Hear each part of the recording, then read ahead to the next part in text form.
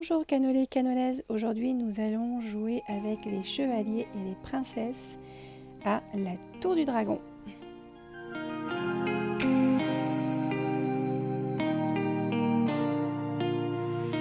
La Tour du Dragon est un jeu de Carlo Rossi pour des joueurs à partir de 5 ans et plus, des parties qui vont durer environ 15 minutes et pour 2 à 4 joueurs.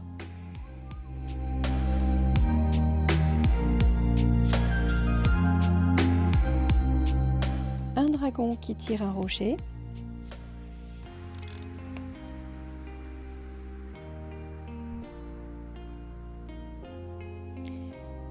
une tour avec la princesse Saphir posée à l'intérieur, 4 poussoirs, donc 3 chevaliers et un prince, 22 tuiles construction qui sont recto verso, donc vous avez les couleurs des compagnons qui sont ici.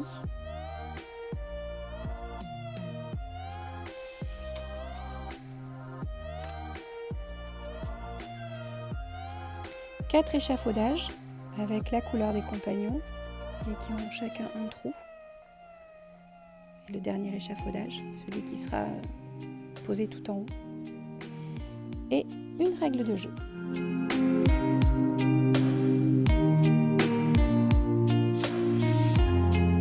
Avant de commencer la partie, vous allez devoir construire la tour du dragon.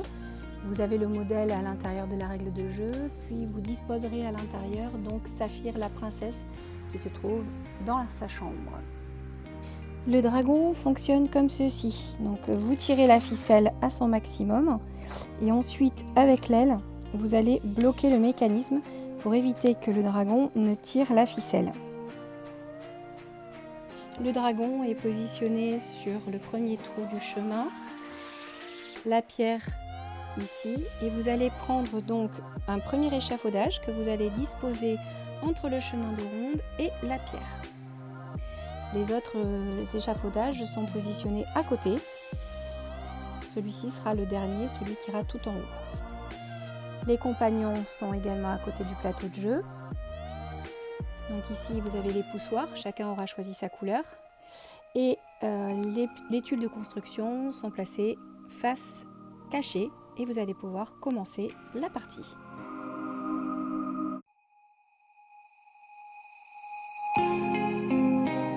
Au pays des contes, Atarax le dragon a enlevé Saphir, la belle princesse qu'il a enfermée tout en haut de sa tour. Afin de la délivrer, le prince Carlo, ses compagnons et ses chevaliers vont devoir construire un échafaudage, monter jusqu'en haut, pour pouvoir faire sortir la belle princesse. Donc il va devoir sortir par là, faire le tour du chemin de ronde, descendre comme ceci et arriver jusqu'à son carrosse. Pendant ce temps-là, Atarax le dragon va tirer sur la ficelle pour faire bouger le rocher qui se trouve ici et faire tomber l'échafaudage. Votre but du jeu va être d'aller le plus vite possible pour sauver la princesse et la mettre à l'abri dans le carrosse.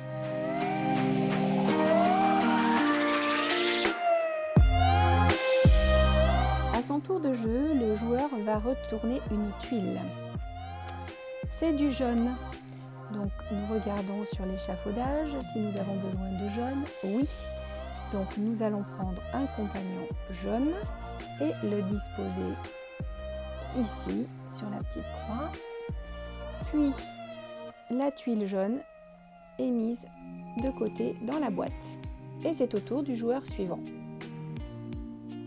Il retourne une carte. Ah, c'est du vert. Est-ce que nous avons besoin de vert pour monter? Non. Donc on retourne la tuile. Il faudra se souvenir qu'ici c'est du vert. Et la partie se poursuit. Du rose. Est-ce que nous avons besoin de rose? Oui. Donc nous prenons un compagnon rose et nous le plaçons donc sur la croix. Un rose, puis la tuile est mise à la défausse. Et on continue. Ah, une tuile joker. Ça veut dire que je peux prendre n'importe quelle couleur de compagnon dont j'ai besoin sur l'échafaudage et le placer. Donc admettons que je décide de prendre du bleu, je le pose. Et maintenant il me reste du rouge, il va falloir que je trouve le rouge. Hop, je la remets comme ceci. Donc tous les compagnons ont été posés et maintenant il faut que je trouve une tuile bois pour pouvoir poser un autre échafaudage. Donc je sais qu'ici il y a du bois, donc maintenant je peux prendre un deuxième échafaudage et le positionner de façon à ne pas le faire tomber. Comme ceci. Hop, la tuile bois est mise de côté. Si l'échafaudage tombe, vous pourrez le reconstruire immédiatement, mais par contre vous devrez faire reculer Tarax d'une case. Si vous tombez sur une tuile dragon, vous ferez également reculer Tarax d'une case sur le chemin. Voilà, nous avons fini de construire l'échafaudage. Et donc le dernier échafaudage a été posé, celui sur lequel il n'y avait plus aucun compagnon. Et nous allons enclencher la deuxième et dernière partie du jeu. Donc il va être un jeu de rapidité. Nous allons devoir aller faire sortir la princesse Saphir, donc à l'aide du poussoir, ici. Et en même temps, nous allons enclencher avec l'aile du dragon ici, le mécanisme pour que le dragon se mette à tirer sur la pierre.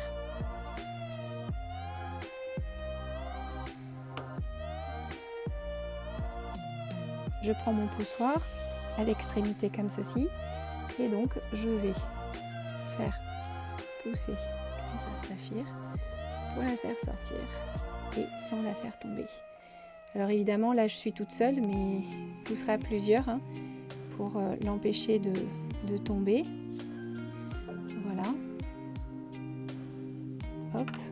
Voilà, donc là hop, parfait, elle est tombée.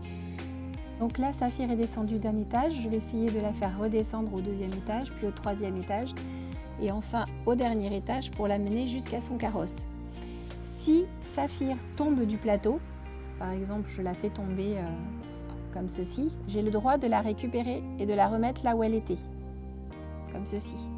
Par contre, pendant ce temps-là, donc le dragon continue, lui de son côté, de tirer.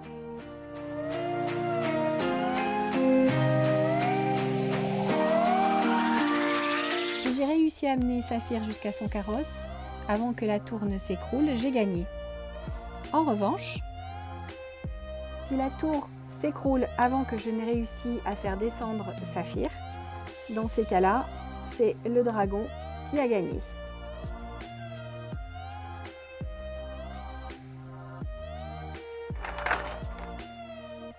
Et voilà, c'est Tarax le vainqueur.